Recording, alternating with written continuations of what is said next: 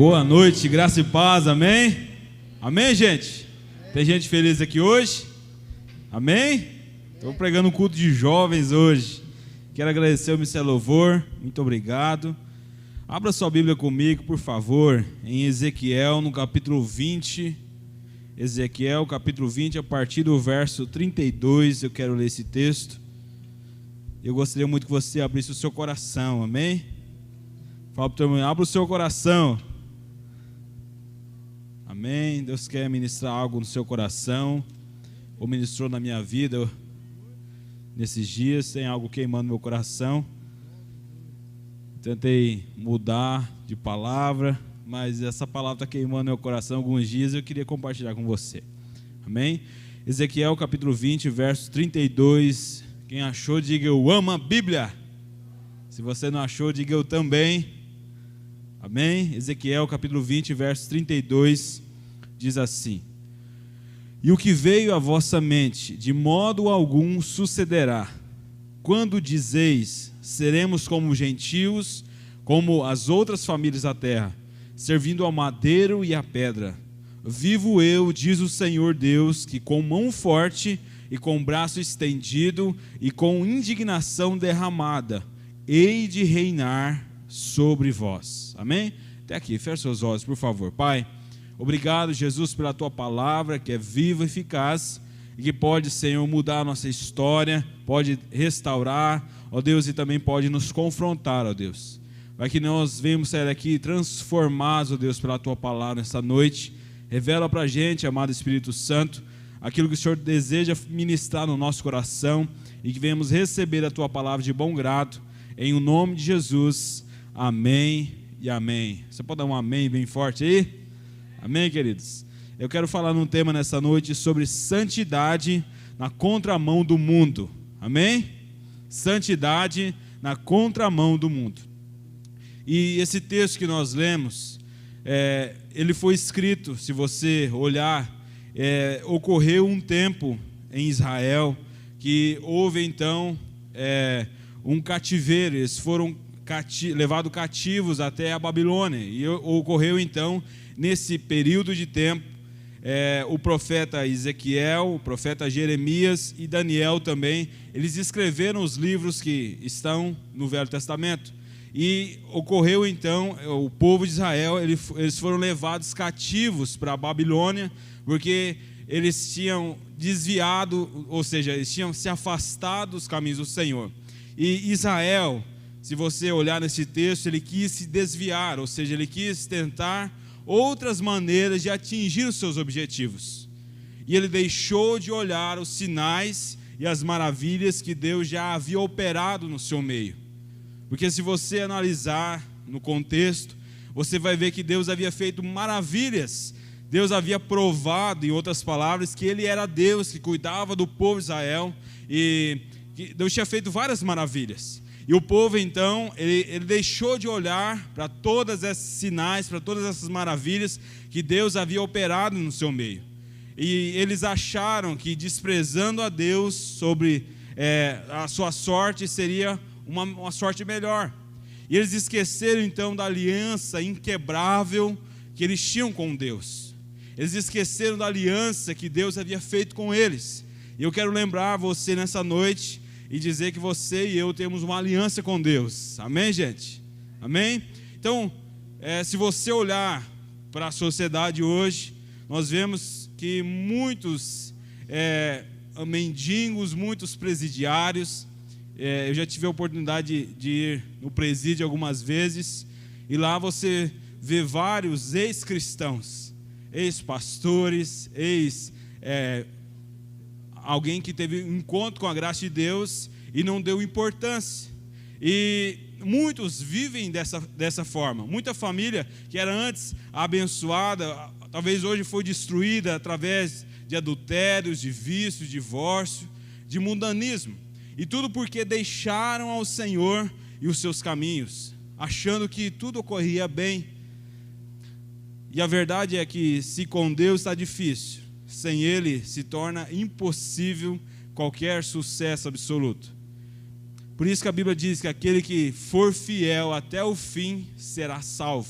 Amém? Então, o grande problema hoje dos jovens, talvez o nosso maior problema como jovens chamados por Deus, é querer ser como os jovens do mundo. O maior problema hoje dos jovens da igreja, dos jovens que tiveram uma aliança com Deus, é querer ser como os jovens que andam no mundo. E a primeira pergunta que eu quero trazer para você nessa noite: será que a sua atitude tem sido diferente das atitudes de alguém que não professa o cristianismo, de alguém que não tem uma aliança com Deus? Será que a minha atitude e a sua atitude, o seu modo de viver, diferencia você de alguém que está no mundo? Porque ser cristão é andar na contramão do mundo, amém? Ser cristão é você, o mundão está vindo para o lado de cá e você está indo para lá. É você andar na contramão do mundo. Por isso que 1 Tessalonicenses capítulo 4, verso 7, lá diz assim: Deus nos chamou para a santificação e não para a imundície, amém? Porque não nos chamou Deus para a imundícia, mas para a santificação. Então, o nosso Deus, ele é alguém criativo, amém? E nós temos o Espírito Santo, e ele é o nosso ajudador. O Espírito Santo, nós sabemos que ele habita em nós, amém? O próprio Deus habita dentro de nós, e nós precisamos imitar a Deus, amém? Nós precisamos ser imitadores de Deus. Nós não precisamos imitar ou copiar as coisas do mundo, as músicas, as danças, talvez os kits mundanos, e outras coisas mais, porque Deus é um Deus de coisas novas, amém? Amém, gente? Estão me entendendo? Amém? Então Deus é um Deus que faz novas todas as coisas. Apocalipse, no capítulo 21, verso 5, vai dizer que ele faz novas todas as coisas. Eis que faço nova todas as coisas. Isaías 65, verso 17. Isaías 65, 17 diz assim, porque eis que eu crio novos céus e nova terra, e não haverá mais lembranças das coisas passadas, nem mais se recordarão. Então, nosso Deus, o Deus que nós servimos, é um Deus de coisas novas. E por isso que nós fomos chamados às trevas, para a maravilhosa graça de Jesus, para a maravilhosa luz de Deus. Então eu preciso andar em novidade de vida. Você e eu precisamos andar em novidade de vida. Amém, queridos? Estão me entendendo? Nós precisamos andar em novidade de vida, porque Deus é um Deus de coisas novas. E se Deus é um Deus de coisas novas, e esse Deus que habita dentro de mim, eu preciso andar em novidade de vida. Eu preciso andar na contramão do mundo. Eu preciso andar em novidade de vida. Eu preciso ser alguém diferente, divergir, do que há no mundo. O que nós precisamos é preservar o nosso coração através da oração, para que Deus nos dê criatividade e para que haja revolução na nossa vida. Porque o objetivo de Satanás é trazer uma mistura, uma bagunça dentro de nós. Ou seja, ele quer implantar na nossa mente que nós podemos cantar para Deus sendo alguém crente, mas nós podemos também cantar uma música mundana, viver uma vida mundana, viver uma vida longe de Deus. Satanás e o mundanismo, ele quer implantar dentro de nós essa cultura. Aqui que tem, você vai lá na igreja, você pode adorar a Deus, você pode levantar suas mãos, mas você também pode dançar lá uma música mundana, você pode cantar uma música mundana, você pode fazer isso, você pode fazer aquilo também, porque você é humano, Então, você pode andar desse estilo. Ei, meu irmão, mas isso está errado, amém? Nunca, em tempo algum, isso foi certo, porque Jesus é o mesmo ontem, hoje, e será o mesmo eternamente. E você e eu, nós pertencemos a Deus e não a Satanás, amém? Amém, gente? Estão comigo aí? Nós pertencemos a Deus e não a Satanás. E 1 João, no capítulo 2, verso 15, lá diz, tem um recado para a gente. 1 João 2,15, lá diz assim, não ameis o mundo, nem o que no mundo há. Se alguém ama o mundo, o amor do Pai não está nele. Porque tudo o que há no mundo, a concupiscência da carne, a concupiscência dos olhos e a soberba da vida, não é do Pai, mas do mundo. E o mundo passa, e a sua concupiscência. Mas aquele que faz a vontade de Deus, permanece para sempre. Olha o que João ele vai escrever para nós: não ameis o mundo, nem o que no mundo há, porque se alguém ama o mundo, o amor do Pai não está nele. Então, se nós estamos em Deus, o amor de Deus está em nós, nós não amamos o mundo, ou seja, nós andamos à contramão do mundo. O mundo passa, a sua concupiscência, mas aquele que faz a vontade de Deus permanece para sempre. Amém, queridos? Estão me entendendo? Agora, Salmos 73, verso 27. Lá diz assim, ó: pois eis que os que se alongam de ti perecerão, ou os que se afastam de ti perecerão. Tu tens destruído todos aqueles que se desviam de ti. Olha aqui que o salmista, ele escreve para nós: pois todos os que se alongam de ti, outra tradução, pois todos os que se afastam de ti perecerão. Tu tens destruído, Deus tem destruído todos aqueles que se desviam dele. Agora, Provérbios, capítulo 28, verso 9, lá diz assim, ó: o que desvia os seus ouvidos de ouvir a lei, até a sua oração será abominável. Olha o que Salomão, ao escrever Provérbios, ele diz: o que se desvia os seus olhos, o que desvia os seus ouvidos de ouvir a lei, de ouvir a voz de Deus, até a sua oração será abominável. Então, queridos, o que eu quero dizer com isso? Que Deus deseja que você, jovem, que você e eu sejamos cheios do Espírito Santo. Amém, queridos? Deus deseja que eu e você sejamos cheios do Espírito Santo, que nós venhamos mortificar a nossa carne com as nossas paixões e desejos, que você seja embriagado, não com vinho, não com coisas mundanas, nojentas, mas cheios do Espírito Santo de Deus. Ele requer de mim e de você um coração puro na presença dEle. Estão me entendendo? Amém? Então, nós precisamos nos embriagar com o Espírito Santo, com a presença de Deus. E nós precisamos transbordar da presença de Deus. Você e eu fomos chamados para a santidade, para transbordar da presença de Deus na nossa vida. Estão me entendendo? Amém? Agora, Romanos, capítulo 6, verso 22. Lá diz algo para a gente: mas agora, libertados do pecado e feitos servos de Deus, tendes o vosso fruto para a santificação e por fim a vida eterna. Mas agora, libertados do pecado, eu e você, quando entregamos a nossa vida ao Senhor, quando nós recebemos Jesus como Senhor e Salvador da nossa vida, nós fomos libertados do pecado. O pecado já não pode mais nos aprisionar, porque a Bíblia vai dizer que quem está em Cristo, nova criatura é. As coisas velhas se passaram e eis que tudo se fez novo. E a Bíblia também assegura que nenhuma condenação há para os que estão em Cristo Jesus. Então, nós fomos libertados do pecado e feitos servos de Deus, ou filho, né? Como a camiseta do nosso irmão Renato, filho. Nós temos uma identidade, um filho de Deus. E aí ele fala: tendes o vosso fruto para a santificação e por fim a vida eterna. Então nós precisamos produzir frutos dignos de arrependimento. Qual tem sido o fruto que eu e você temos produzido? Quais são os frutos que nós temos produzido na nossa vida? Hebreus no capítulo 12, verso 14. Eu vou ler alguns textos da Bíblia. Hebreus 12, 14. Diz assim, ó: segui a paz com todos e a santificação, sem a qual ninguém verá o Senhor. Não tem como eu ver ao Senhor se eu não andar em santificação, se eu não me purificar, se eu não ter uma vida de retidão na presença do Senhor. Em outras palavras, não tem como andar com Deus e andar com o mundo ao mesmo tempo.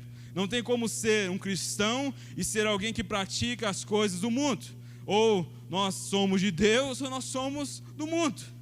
Mas nós fomos restaurados, nós fomos tão amados por esse Deus, que nós precisamos entender quem nós somos em Cristo.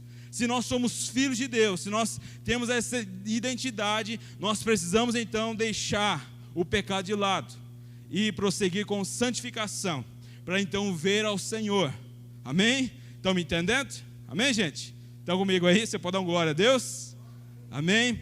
Então, concluindo essa introdução, eu quero ler com você Jeremias, no capítulo 2, verso 13. Jeremias 2, verso 13. Abra sua Bíblia comigo. Jeremias 2, verso 13. Inclusive o Murilo hoje falou na célula e Deus confirmou no meu coração essa palavra. Jeremias 2, 13. Lá diz assim: porque o meu povo fez duas maldades. Fala comigo, duas maldades. A mim me deixaram um manancial de águas vivas e cavaram cisternas rotas que não retêm águas. Olha esse texto. Como o primeiro texto que a gente leu foi escrito pelo profeta Ezequiel. Agora, o outro profeta Jeremias, nesse mesmo tempo do cativeiro, que o povo de Deus estava cativo na Babilônia, Jeremias, nesse mesmo tempo, ele vai escrever ao povo de Israel. Ele fala assim, Deus falando através do profeta: porque o meu povo fez duas maldades. Ele está falando do povo de Israel, e nós podemos trazer para a gente hoje. Porque o meu povo fez duas maldades. A mim me deixaram um manancial de águas e cavaram cisternas rotas que não retêm águas. Sabe, gente, a cisterna era um lugar que era guardada água potável. Era um lugar onde eles guardavam a água da chuva. Era como se eles cavassem um buraco lá, né? E aqui na igreja a gente tem algo parecido. Aqui a gente colocou uma caixa de água, né, de 10 mil litros. A gente fez ali a estrutura e quando chove no salão de eventos da igreja ali, toda a água da chuva é canalizada para essa caixa e a gente usa para poder lavar as calçadas da igreja aqui. Então é como se fosse mais ou menos isso. Uma cisterna é um lugar onde era guardada a água potável que vinha da chuva. E a maioria dessas cisternas eram reservatórios cobertos. Então eles escavavam a terra ou a rocha na época, para onde escorria o excesso de água da chuva, e eles guardavam ali para serem usadas no período de seca que havia lá na Palestina, que abrangia os meses entre maio e setembro. Então era uma seca terrível. Então eles aproveitavam o tempo de chuva para poder guardar água para o tempo de escassez, de maio e setembro, eles usarem então dessa água.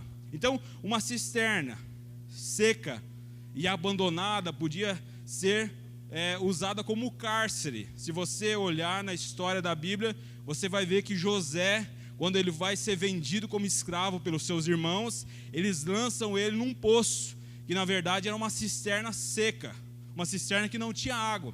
Então a cisterna seca era usada como se fosse um cárcere, uma prisão. Então eles jogavam lá os prisioneiros também.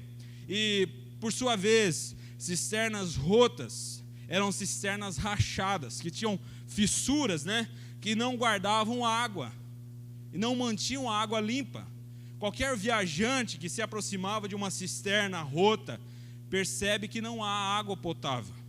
Qualquer um que vem, né, imagina essa cena lá na Palestina, né, um deserto terrível, sol escaldante, e aí vem um viajante e avista lá uma cisterna, um poço, e ele fala: cara, agora eu vou tomar água, né? Imagina aquele calor.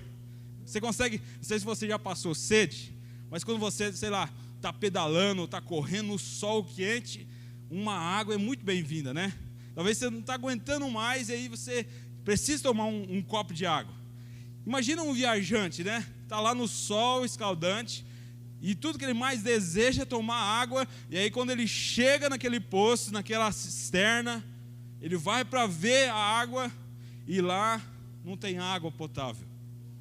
Apesar de todo o trabalho que eles tiveram para escavar, foi inútil, porque não há esperança nessa cisterna para os que a procuram, porque para aqueles que procuram água nela. Apesar de todo o esforço, apesar de todo o trabalho que eles tiveram de cavar a cisterna, uma cisterna rota, uma cisterna rachada, não serve para nada. Porque não há esperança nessa cisterna para aqueles que procuram água lá. Agora, o texto nos chama a atenção para dois males que Judá estava cometendo, que o povo de Deus estava cometendo. Eles deixaram um manancial de águas de águas vivas, eles deixaram a presença de Deus e eles começaram a cavar para si cisternas rotas, cisternas rachadas. E o povo abandonou o Senhor, a fonte de águas vivas. Se você ler lá em Jeremias, no capítulo 17, verso 13, você vai ver que o povo havia abandonado o Senhor. E o Senhor aqui representa a fonte de águas vivas. Fala comigo assim: o Senhor representa a fonte de águas vivas. Amém? Então Deus é a fonte de água viva. Ou seja, a nossa vida depende dele. Nós sem ele não temos vida. Ou seja, nós estamos mortos em nossos pecados e delitos, e através dele, através do sacrifício de Jesus na cruz do Calvário, nós recebemos vida. Se não fosse o sacrifício de Jesus, nós ainda estávamos mortinhos da Silva Sauro, né? Não tinha esperança para a gente. Mas através dessa vida, ou seja, através da vida de Deus, nós recebemos vida. Porque ele morreu a nossa morte para que eu e você pudéssemos viver a vida dele. Ou seja, sem Deus, você e eu não vivemos. Amém, queridos? Estão me entendendo? Nós não podemos ter vida eterna longe de Deus. Então, Deus é a fonte de vida abundante. Deus não é cisterna, mas uma fonte. Amém? Deus não é cisterna. Estão comigo aí? Deus não é uma cisterna que armazena águas da chuva, mas Deus é uma fonte de vida abundante. Amém, queridos? Agora, uma cisterna apenas armazena água da chuva, né? Mas uma fonte produz água.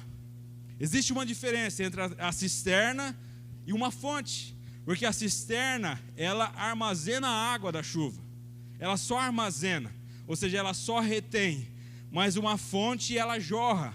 Uma fonte, ela é uma fonte que produz água. Ela não só armazena, como ela produz. Existe uma diferença, estão me entendendo?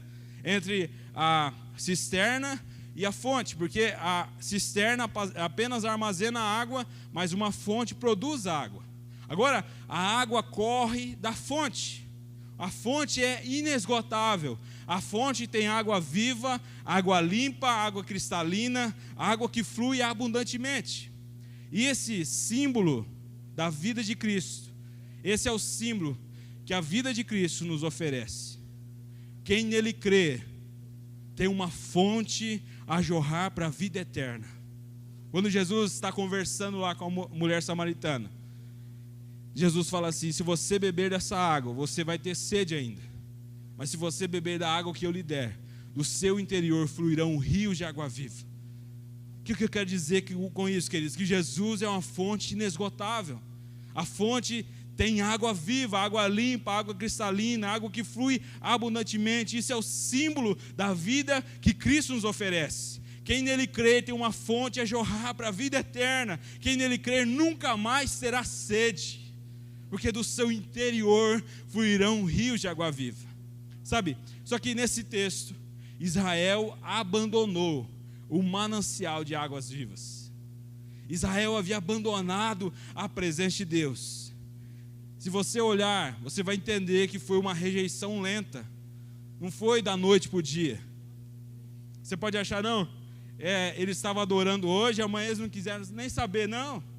Foi uma rejeição lenta, foi um processo lento, por dias sem fim.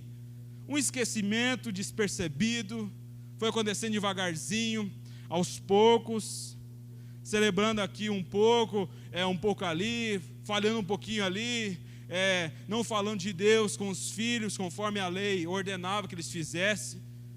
Eles começaram a levar um cordeiro desqualificado para o sacrifício.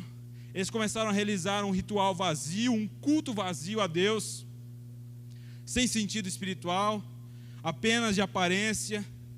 Eles se esqueceram das ofertas alçadas, eles esqueceram dos pobres necessitados, eles se perderam na prostituição.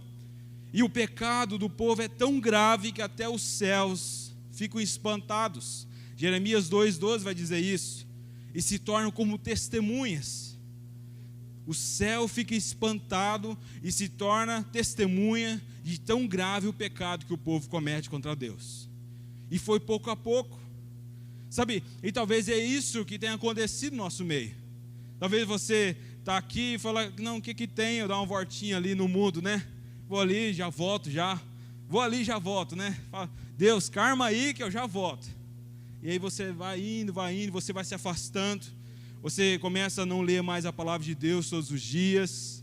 Você não começa a orar mais. E a sua fé vai se esfriando, e você vai indo para longe de Deus. E daqui a pouco, quando você vê, você está tão longe, está talvez tão seco espiritualmente falando.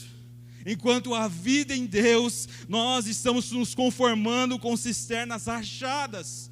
Nós estamos tão secos de Deus, tão secos à presença de Deus, e a gente fica conformado com isso. E aquele povo estava nessa situação, conformado com o pecado que eles viviam, conformado com um pecado de estimação.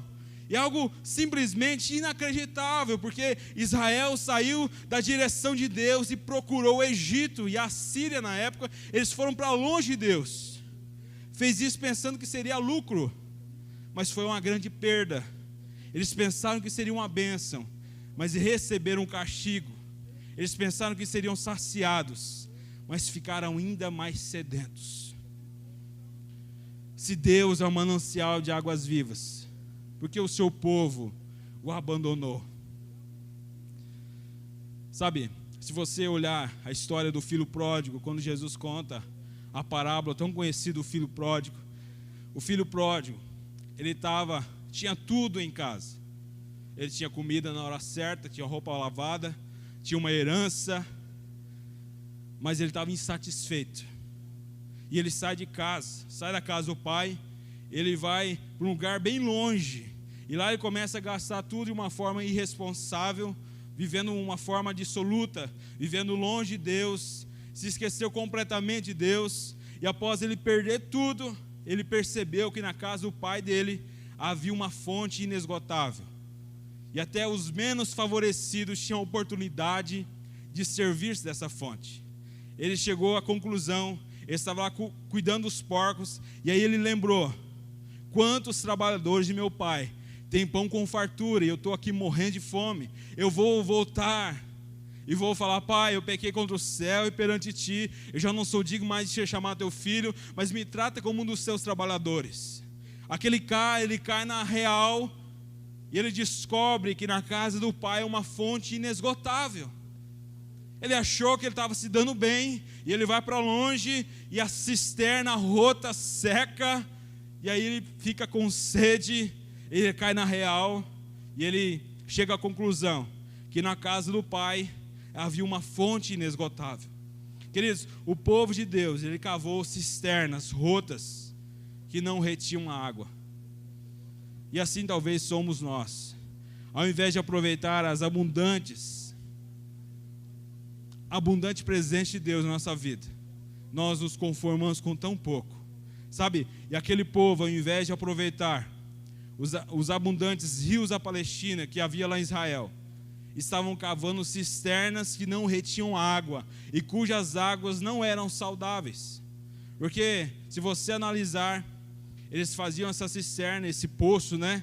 E essa cisterna é uma cisterna rota, tinha rachaduras, e começava essa água a estragar, a produzir ali, o Fernando vai me saber falar, micróbio, né? Começa a produzir doença nessa água. E essa água causando várias doenças no povo. E essa prática nós chamamos de irracionalidade, ou de loucura, autodestruibilidade. Porque se afastaram de Deus, eles cavaram cisternas rotas, cisterna quebrada, rachada, que além de não reterem águas, deixando se esvaziar, eram cisternas que a conservação da água ficava comprometida. E aí o perigo de nós sermos seduzidos então por algo artificial. Israel deixou o Senhor e se deixou seduzir por ídolos. E às vezes a gente é seduzido a deixar o Senhor para dar uma voltinha, né, no mundo. Cara, Israel pensou, o nosso Deus é muito exigente, cara.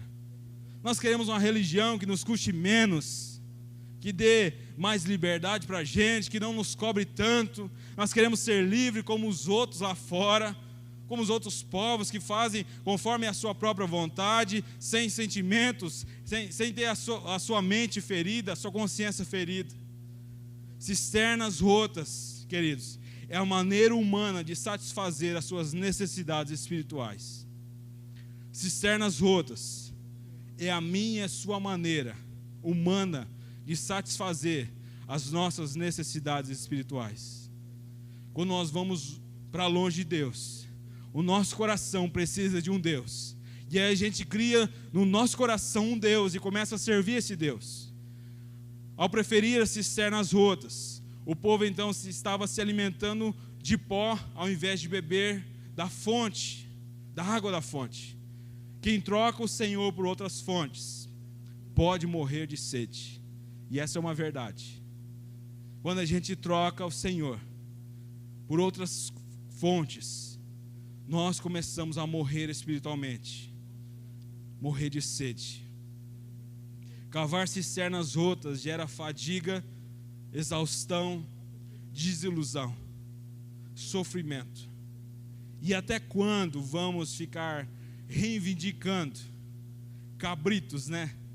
Se você analisar na história do filho pródigo, quando o filho mais velho chega na festa que o pai havia oferecido ali para o filho mais novo, o filho mais velho chega e fala para o pai: pai, o senhor nunca me deu um cabrito para eu matar e festejar com meus amigos. Aí vem esse filho que estava perdido e o senhor faz um churrasco para ele, faz uma festa.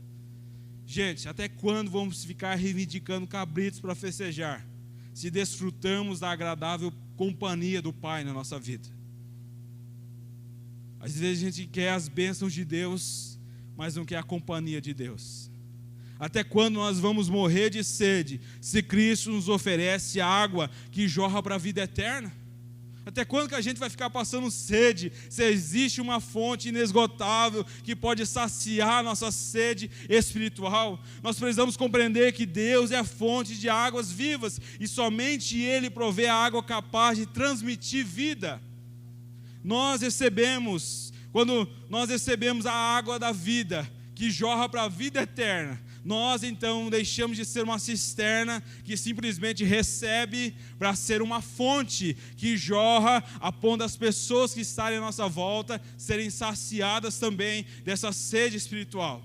Amém? Estão me entendendo? E nós precisamos compreender que Deus é a fonte de água viva, e somente Ele provê a água capaz de transmitir vida para as nossas vidas e para as pessoas que estão à nossa volta. Nós precisamos entender que o conteúdo vale mais do que a aparência. Qual tem sido o seu conteúdo? Será que nós temos sido uma cisterna rota, uma cisterna rachada, ou temos sido uma fonte que jorra a água de Deus? Não seja uma cisterna que simplesmente retém, mas seja uma fonte nessa noite, uma fonte de Deus que jorre para a vida eterna. Esse é o convite de Deus para mim e para você nessa noite. Sabe, quando eu era criança eu ouvia muito um louvor que a gente cantava antigamente, que dizia: há momentos que na vida pensamos em voltar atrás, é preciso pedir ajuda para poder continuar, e clamamos o nome de Jesus. E esse louvor falava: e clamamos, e clamamos, e clamamos o nome de Jesus, e Ele nos ajuda a carregar a cruz. Cara, quando nós talvez estamos aflitos, angustiados, quando nós clamamos a Ele, a Bíblia diz que Ele é o nosso socorro bem presente na hora da angústia. Tiago, no capítulo 4, verso 8, vai dizer: achegai-vos, pois, a Deus, e Ele achegará a vós. Quando nós vamos até Deus, Ele nos fortalece, e nós recebemos vida dEle. E se nós então começarmos a ir para longe de Deus, nós vamos esmorecendo nossa fé, nós vamos enfraquecendo, e nós então tornamos uma cisterna rota, uma cisterna rachada, e ficamos totalmente secos espiritualmente falando. Você não foi chamado para ficar seco. Você foi chamado para ter vida de Deus, água que jorra para a fonte da água viva. E quando você sentir tristeza, sentir pesar, sentir algo que vem para atingir você, quando você clamar a Jesus, Ele é o seu socorro bem presente, que estende a mão a você, e você não está sozinho, porque a Bíblia diz que Ele estará convosco todos os dias, até a consumação dos séculos. Então quando nós vamos até Ele, e nos entregamos a Ele, nós bebemos essa água, e essa água da vida nos fortalece, e nós podemos caminhar mais um pouco, nós podemos caminhar, porque Ele nos sustenta, Ele provê todas as coisas. E o desafio para mim e para você nessa noite: o que darei eu ao Senhor por todos os seus benefícios? Cara, Deus tem cuidado tão bem da gente, Deus tem nos sustentado tanto. O que darei eu por todos os benefícios que Ele tem feito por mim? Esse versículo tem mexido muito comigo. Praticamente todas as pregações eu tenho citado ele. O que darei eu ao Senhor por todos os seus benefícios? O que eu posso oferecer ao Senhor? Cara, santidade. Ele não merece menos do que isso. Santidade, andando na contramão do mundo. Nós precisamos ir na direção que Deus deseja que vamos. Nós não podemos ser uma cisterna que armazena a água da chuva e retém essa água e não distribui para ninguém, porque essa água vai apodrecer e vai se tornar impotável. Você não vai poder mais beber dessa água, porque ela vai estragar. Não sei se você já teve essa experiência de você pegar uma água, né, e deixar ela lá guardada um ano. Você vai tomar ela, não vai estar nada saborosa. Pode criar alguns vermes lá na água, alguma coisa, e pode causar doença no seu organismo. Então nós não fomos chamados para reter a água, nós não fomos chamados só para absorver, nós fomos chamados para ser uma fonte que jorra para a vida eterna, e essa fonte está em Deus. Ele é a fonte inesgotável, e nós precisamos ir até Ele e beber dessa fonte, e a Bíblia diz que Ele vai nos encher, Ele vai saciar nossa sede, e nós, no nosso interior, essa água vai fluir, e nós vamos ser como uma fonte que vai jorrar para a vida eterna, a ponto das pessoas que estarem à nossa volta, verem o agir de Deus em nós, e desejarem então experimentar essa água. Hoje o Nil estava comentando lá na célula, né? Ele trabalhava no mercado e as pessoas começaram a chegar. 3 pessoas, parece que ele falou. Chegou e perguntou para ele: cara, você é crente, né? Sabe, gente, é algo notável quando a gente desenvolve uma comunhão com Deus, porque as pessoas conseguem entender isso. Eu me lembro quando eu trabalhava no escritório, eu ia todo dia no banco, né? E lá no banco o cara falava: rapaz, eu acho que você é crente. Por quê? Não, porque isso é diferente. A nossa cultura deve denunciar quem somos, gente. Será que na sua vida tem denunciado quem você é em Deus? Porque se nós somos uma fonte que jorra para a vida eterna, a nossa atitude precisa glorificar Jesus. Nós precisamos denunciar Jesus para as pessoas. A nossa atitude precisa denunciar quem nós somos. E será que a nossa atitude tem denunciado quem nós somos? Ou nós temos sido mais um que há no mundo, que pratica as mesmas coisas do mundo? Será que nós temos feito a diferença? Porque a Bíblia diz que nós somos chamados às trevas para a maravilhosa luz de Jesus. E Jesus vai dizer que nós somos o sal da terra e a luz do mundo. Ou seja, nós precisamos dar sabor e ser sal da terra e luz do mundo. Precisamos ser luz nas trevas. Nós precisamos brilhar Jesus para as pessoas. Nós não podemos brilhar a nossa própria luz, porque de nós não temos nada mesmo, mas precisamos brilhar a luz de Jesus. E você e eu vamos brilhar a luz de Jesus. Só vamos brilhar a luz de Jesus se nós tivermos essa fonte que jorra na nossa vida. Porque enquanto tivermos uma cisterna rota, rachada, seca, com água que não é potável, a gente não vai brilhar nada. A gente vai ser apenas trevas. A gente não vai dar sabor na vida de ninguém. Enquanto nós sermos uma cisterna rota, rachada, nós não vamos ser diferente em lugar nenhum. Mas quando nós sermos a fonte que jorra para a vida eterna, nós vamos brotar no nosso interior a vida de Deus, e as pessoas que estiverem à nossa volta vão sentir essa água viva jorrando de dentro de nós. E nós precisamos responder então ao Senhor nessa noite. O que darei eu ao Senhor por todos os seus benefícios? Cara, Ele não merece menos do que isso. Ele merece o melhor que nós temos. Santidade ao Senhor. Nós precisamos ir na contramão do mundo, deixando as velhas práticas de lado, deixando o pecado que tão de perto nos arrodeia, e olhar firmemente para o autor e consumador da nossa fé, Jesus Cristo. Ele nos guarda, Ele nos protege, Ele nos guia, e quando nós vamos a Ele, Ele sacia a nossa sede. Eu quero que vocês se coloquem em pé, por favor. Ele quer saciar a sua sede hoje. Como tem estado a sua vida? Essa é uma pergunta pessoal e particular. Será que você tem sido uma cisterna ou tem sido uma fonte? Decida ser uma fonte hoje, gente. Porque uma fonte recebe, mas também compartilha. Uma cisterna, com o tempo, a água evapora ou estraga, e você fica sedento novamente, seco espiritualmente falando. Mas quando você busca o Senhor, quando você se aproxima de Deus, Ele já chega a você e Ele satisfaz todos os desejos da sua alma.